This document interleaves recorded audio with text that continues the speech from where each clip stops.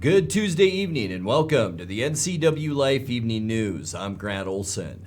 Before we get to what's making news, let's head outside and take a quick look outside our frigid weather window as we head up to the North Country this afternoon. And this is what it looked like from our Billy Goat Sky-Fi Tower camera. It's up around the Pateros Brewster area and the Methow River joining the Columbia River. And I'll tell you, temperatures there this morning, 10 below and colder, and never got above single digits up around Methow, Omak, and the Twisp area. And I'll tell you what, we have snow coming our way tonight. Not very heavy snow. It looks like most of the heavy snow will be in extreme southeastern Washington, but the rest of us, as that storm moves in, could see about an inch of snow as we make our way through the evening hours. But still, the big news, it is cold, and we are going to see some blustery north winds tonight and even parts of tomorrow. I'll tell you what, the Waterville Plateau, the western Columbia Basin, and the Okanagan Valley, it is going to be cold, 10 to 20 degrees below zero with wind chill here in Wenatchee, about 2 below. I'll let you know how long this cold weather will last coming up a little bit later on. And now a few of the stories we're following for you tonight. The Douglas County prosecutor wants all 5 defendants involved in a June 5th gang-related shooting in East Wenatchee to undergo a single trial. And the Chelan County PUD says frigid temperatures this week could lead to record energy use. But first, our top story tonight. Rescuers had to navigate difficult terrain, snowstorms, and extreme cold to rescue an injured snowboarder Sunday in the wilderness near the Stevens Pass Nordic Center. Rescuers used snowmobiles, skis, and snowshoes to reach the snowboarder and successfully transport them to a waiting paramedic unit. The condition of that snowboarder and extent of their injuries was not immediately available. The rescue effort included personnel from Lake Wenatchee Fire and Rescue, Chelan County Sheriff's Office, Chelan County Search and Rescue, the Chelan County Mountain Rescue, and Wenatchee Valley Firefighters Rescue Team. The temperatures were so cold, a blanket had to be used over the front of the ambulance to keep it warm. 5 men charged in an alleged gang-related shooting in East Wenatchee over the summer could face a single trial as co-defendants. Jorge Reyes, Armando Godina, Juan Baliones, Justino Brito, and Gustavo Pinano were all arrested in the June 5th attack that left 1 man wounded. Douglas County Deputy Prosecutor Smitty Hagopian says all 5 conspired in the shooting against a victim who spoke out after his son was assaulted by a member of the defendant's gang. Therefore, he says, all 5 should face a single trial on charges ranging from first-degree assault to attempted murder. A hearing is set for Monday in Douglas County Superior Court to decide on whether to join all 5 in a single trial. A 6th person who's 16 years old has been charged as an adult in the shooting but faces a separate trial. Chelan County PUD says frigid temperatures this week could lead to record energy use. The current Chelan County power usage record was set on January 4th of 2007 when temperatures dipped to -1. That day there were 491 megawatts of Chelan PUD energy consumed. The low temperatures in the Wenatchee Valley are forecast to stay in single digits through Friday. The record-tying cold of 1 degree yesterday morning led to reports of freezing pipes at residences and businesses. At 5:41 a.m., a pipe burst in the basement of the Wenatchee Safeway, requiring the repair of a riser pipe. And then at 7:33 a.m., the fire department responded after the Treetop facility on Highway 97A had a sprinkler head break. There was also a burst pipe issue at Hobby Lobby in East Wenatchee last night. And since last night, PUD crews have been dealing with power outages in the Sunny Slope, Plain, and Nahum Canyon areas. Well, coming up next, Douglas County commissioners redraw their districts.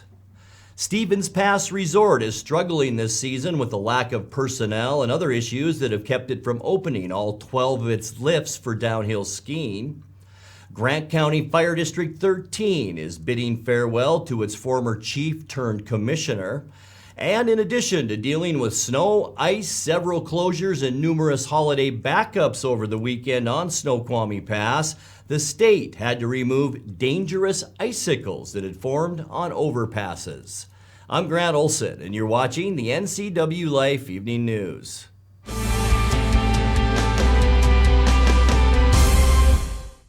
Happy holidays from your friends at Wenatchee Power Sports. Come in today and check out our inventory of Polaris snowmobiles, accessories, and apparel. We also carry a large selection of snow gear from FXR, Climb, BCA, and more. The entire Wenatchee Power Sports team is dedicated to keeping our inventory stocked as we continue to provide a level of customer service that's second to none. From dirt bikes and utility vehicles to snowmobiles and watercraft, we have you covered for every season. Your adventure begins here at Wenatchee Power Sports.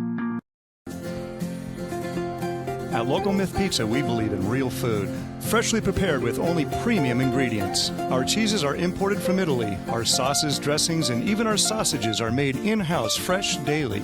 Featuring Northwest craft beers and 30 Chelan Valley wines and ciders. Family fun and amazing food. Eat local, drink local, and be local at Local Myth Pizza. Come see why Sunset Magazine says you can't beat Local Myth Pizza. A new novel is now available at Amazon.com. The title, Lost Treasure of the China Bar, details life on the Columbia River and Plateau during the 1800s. You ask, is the treasure still buried somewhere near Chelan? Find out by reading Lost Treasure of the China Bar.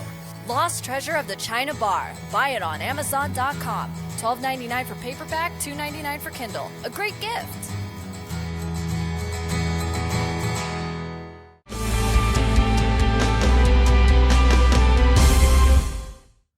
Welcome back. In another news, some East Wenatchee residents will vote for Douglas County Commissioner candidates in a different district next year thanks to population changes. Commissioners earlier this month approved a change that shifts the area marked in red on this map from Commissioner District 2 to District 3. The minor change is thanks to new findings from the U.S. Census, which saw Douglas County's population grow to almost 43,000 people. The reapportionment required by law puts about 1/3 of the county's residents into each of the 3 districts. Stevens Pass Resort is struggling this season with a lack of personnel and other issues that have kept it from opening all 12 of its lifts for downhill skiing. The popular ski destination is operating with only 5 lifts as of today and only about 40% of its downhill terrain available for recreation. Shuttered areas include the challenging Big Chief Mountain in Mill Valley. On the day after Christmas, a power outage shut down 1 lift as well as dining services at Granite Peaks Lodge. 2 Stevens Pass restaurants are slated to remain closed all season, and others are on limited hours. In a Facebook message, General Manager Tom Pettigrew said, quote, "We're dealing with a lot of difficult challenges right now, including the staffing shortages facing everyone in the travel and leisure industry," unquote. Grant County Fire District 13 is bidding farewell to its former chief turned commissioner. Shane Heston, who began as an Ephrata area firefighter in 1990, announced this month he was moving out of the district. After starting as a firefighter EMT with the Ephrata Fire Department, Heston took over as fire chief of District 13 in 2003. The district said he was instrumental in securing grant money to modernize the district's fleet and services, first as fire chief and then as a district commissioner. Well, in addition to dealing with snow, ice, several closures, and numerous holiday backups over the weekend on Snoqualmie Pass, the state had to remove dangerous icicles that had formed on overpasses. Washington State Department of Transportation crews were out removing the icicles Sunday, causing what they said were unavoidable traffic disruptions. So far, the pass is on a near record-setting pace for snow this year. By Monday, 195 inches of snow had been recorded on Snoqualmie Pass. That's the 3rd most by that date in the past 20 years. You're watching the NCW Life Evening News. Coming up next, tonight's feature story and your complete local weather forecast. That and much more still to come on the NCW Life Evening News. Please stay with us.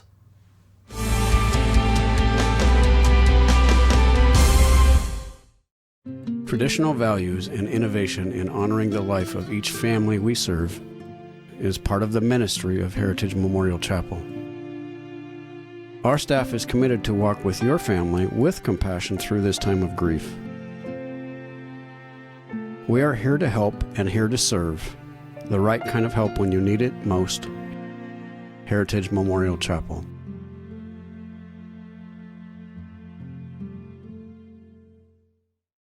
At D.A. Davidson in Wenatchee, they believe your investment success begins with a personalized plan. A plan that is the roadmap you need to navigate your way to living your best years in retirement. D.A. Davidson can help you create a plan so you can take the time to enjoy the finer things in life. Let the financial advisors at D.A. Davidson help chart your retirement future today. I'm John Divis from Wenatchee Dental Arts, and I like to think myself as a comprehensive dentist. We are an office that treats people comprehensively for their dental problems. We do a lot of general dentistry in a broad sense. We don't send everything out. Things that we have the ability to do in the office, we like to keep in the office and under one roof and keep things as complication-free as possible. You can come to one place and have all their dental needs taken care of.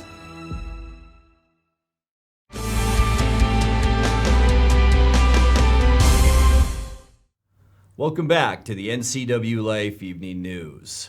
In tonight's feature story, Central Washington Hospital continues to turn down transfers of patients from other hospitals while its own beds are occupied and it's short more than 100 nurses. In a press briefing last week, Dr. Jason Lake, Chief Medical Officer for Confluence Health, said while COVID-19 continues to inflate hospital admissions, his health system can't offer the level of care patients are used to. So our fully vaccinated rate in Chelan County is 62.4%, and our fully vaccinated rate in Douglas County is only 56.3%. And we track, obviously, the vaccinations that we're administering from our system, and most of those vaccines are booster shots, which are great, but there aren't that many new people entering the vaccination series. So I don't expect that those fully vaccinated rates are going to significantly shift over time, which could be problematic as we think about the Omicron surge. Right now, our positivity rate for the tests that we do remains about 7%, which is honestly the lowest we've seen in quite some time. So we have not yet seen a significant uptick in that. And then just thinking about our hospital census, so although we have 176 licensed beds, only 159 of those are easily accessible for adult acute issues. The rest are mother-baby or nursery beds. So of those 159 available beds, our census this morning is 152, so about 95% utilization of those adult beds. So COVID right now is accounting for about 9.4% of all of our beds, but our hospital remains very full.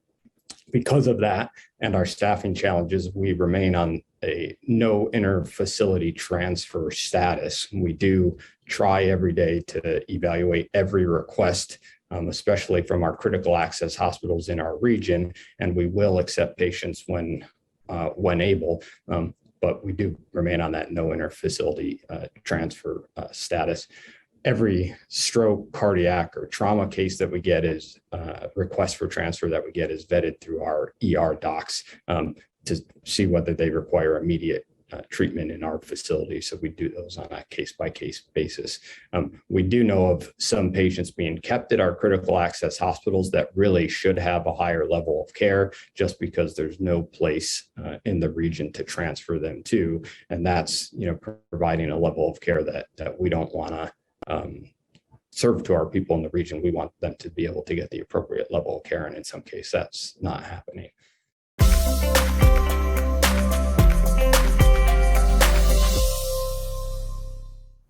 Time now to take a look at your North Central Washington weather forecast. Hope you all had a great Tuesday, the final Tuesday of 2021. And yeah, it was another cold one. In fact, frigid all over North Central Washington today. And you can almost tell, especially along the horizon when it's very, very cold. But boy, it made for just a gorgeous shot from Wenatchee Heights and our cross camera up there, that way, looking down at the Wenatchee Valley. And as mentioned, it was cold out there today. We did get up to 12 degrees unofficially. It was only 10 yesterday, so a couple of degrees better than that, but still 20 degrees below where we should be at 32 for this time of year. 52, our record high, and that was set back in 2011. 3 degrees is where we started this morning. 23 is normal. And how about this record low? 1968. It was 16 degrees below zero. And remember yesterday I showed you that graphic. 21 degrees, the all-time cold record low. So boy, that's not too far off. We did pick up a trace of precipitation. You probably noticed that skiff of snow on your windshield this morning. We're 9.3 inches of snow now for the season. 7:48 sunrise this morning, and the sun set this afternoon at 4:17. Let's take a look now at your Hump Day Wednesday temperatures, and things aren't going to change a whole lot over the next 2 to 3 days temperature-wise. Maybe ticking up just a couple of degrees. 16 in the Columbia Basin, Quincy, Ephrata, and Moses Lake tomorrow. 15 for Wenatchee, 13 in Leavenworth, and 13 is all as well over in the Chelan area. Big difference tomorrow is we should see a little bit of clearer skies and mostly sunny conditions. Cloudy skies tonight. Here's our area of low pressure bringing those clouds from the south and moving them up into Washington. We'll see a 50% chance of snow, and that goes for the southern portion of the state into the southern portion of north central Washington. And then, as I mentioned, tomorrow, lots of sunshine. Mostly sunny, but it's going to remain cold with high temperatures only in the mid-teens tomorrow. For your Thursday, an area of low pressure slides down from the Gulf of Alaska, and once again will spin some moisture our way. A 60% chance of snow on Thursday with highs once again in the mid-teens. Only about an inch or two of snow expected from that Thursday storm. As we get you into New Year's Eve on Friday, mostly sunny skies. Still cold though, with high temperatures in the upper teens and even colder. This is about midnight on Friday night where we will see temperatures in the single digits. New Year's Day now, cloudy skies. We will see another large area of storminess move down from the Gulf of Alaska. That'll bring some clouds our way with temperatures nudging up a little bit, about 20 degrees on Saturday. And then Sunday, look at the size of this monster storm in the Pacific. That will move in late in the day Sunday, bringing us an 80% chance of snow. As I mentioned, late Sunday night, high temperatures in the low 20s. Here we go about midnight Sunday night. And look, by Monday, we are going to see widespread rain and snow throughout Washington state on Monday. And it's going to be an all-day event. We could see, I think, 2 to 4 inches of snow on Monday. But look at that. It's going to warm up with high temperatures on Monday near 30 degrees. Let's take a look at your 7-day forecast. 7 degrees our overnight low tonight. Once again, a skiff of snow not out of the question tonight. Mostly sunny, cold. 15 for your Wednesday. Here's our first storm on Thursday, bringing us just light snowfall.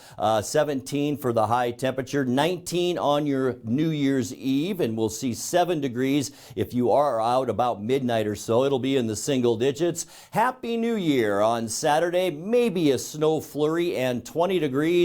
And then we'll slowly warm up. And I'll tell you what, we are going to get some snow late Sunday night and into Monday. High temperatures on Monday, right around 30 degrees. And that's a look at your local weather forecast. Coming up next, tonight's sports report with Eric Granstrom and more as the NCWLIFE Evening News continues right after this.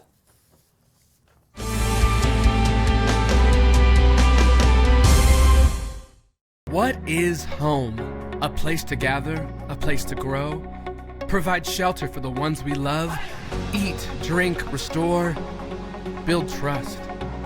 It's a place to rest when the workday is done, a place to find quiet after a night of good fun.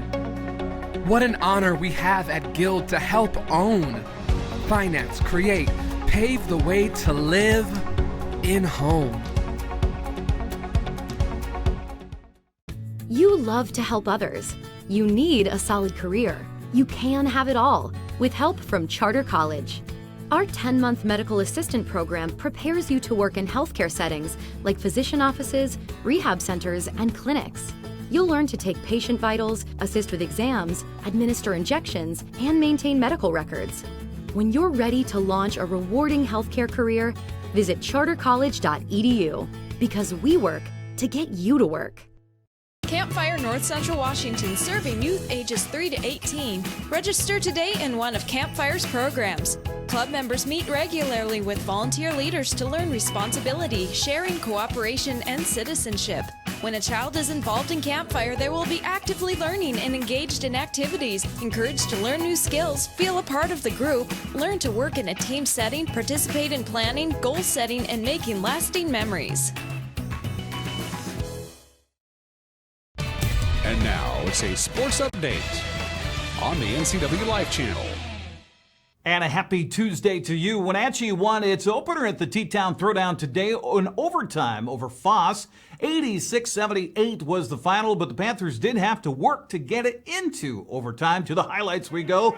Wenatchee trailed by 3 with 11.7 seconds left. Trent Goodell at the free throw line. He makes the first, but then, as you'll watch it here, it looks to me like he misses the second on purpose. Wenatchee down by 2. Clangs off the left side of the rim. Kai Bromley comes up with a rebound, dribbles, fires a pass to the weak side for the easy layup for Drew Burleson.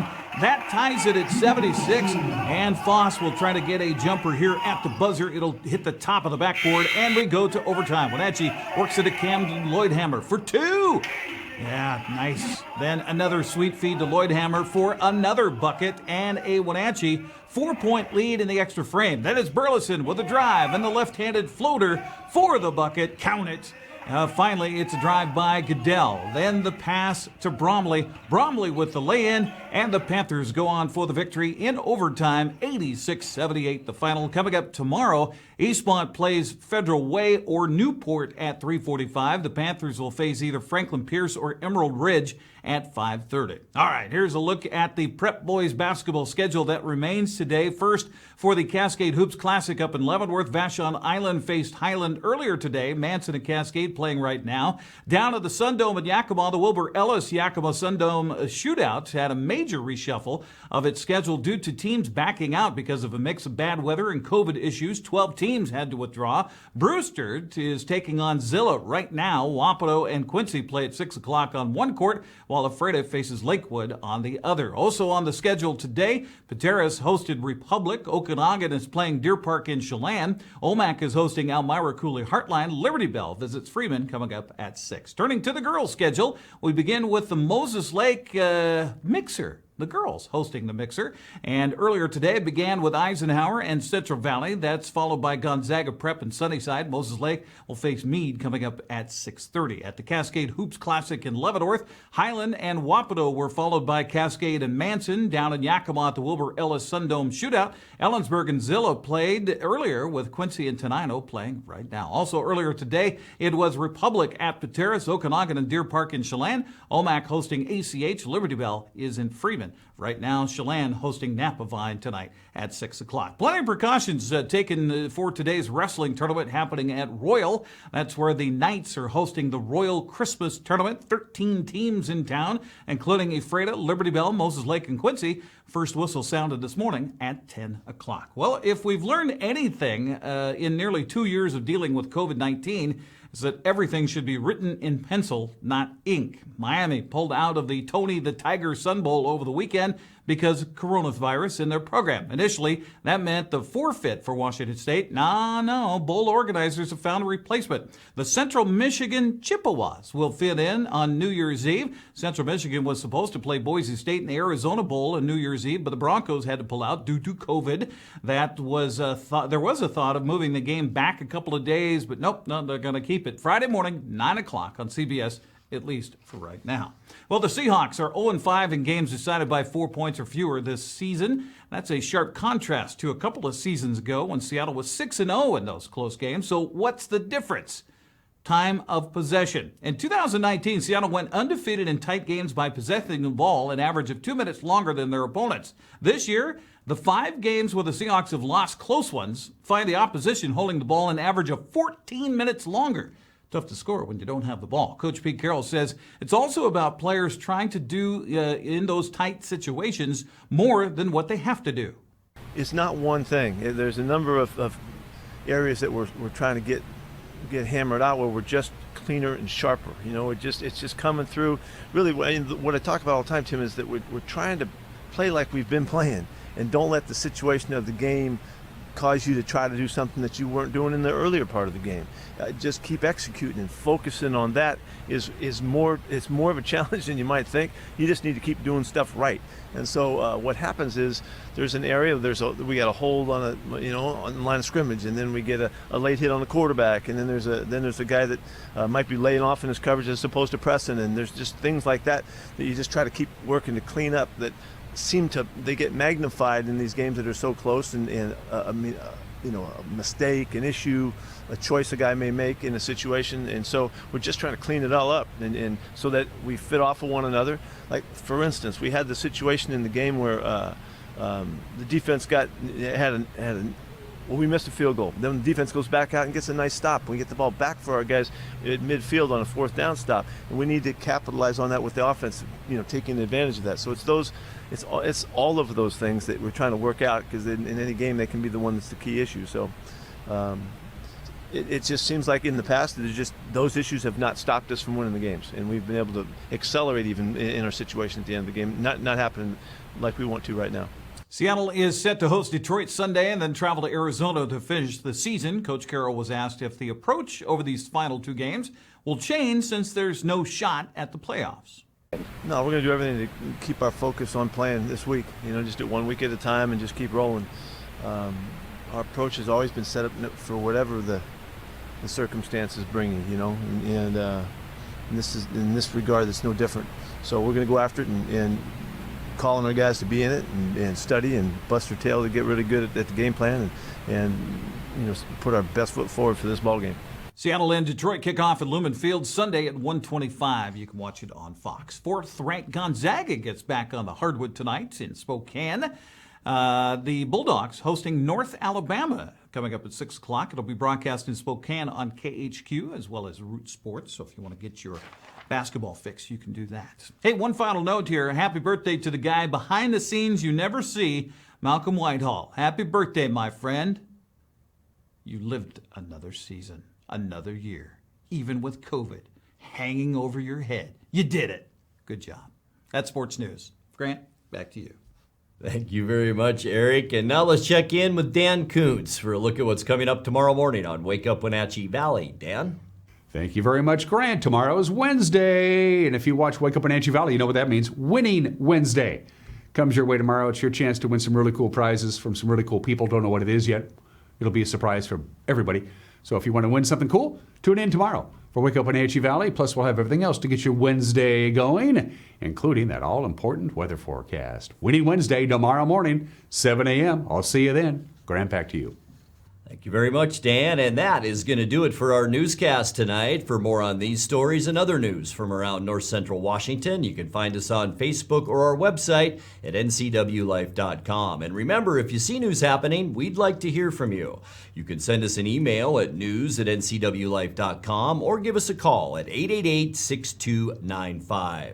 And before we go, I too would also like to wish our evening NCW Life Evening News producer, director, and editor, Malcolm Whitehall, right back there behind the glass, a very happy birthday. I'm Grant Olson. Thanks for joining us, and have a great night.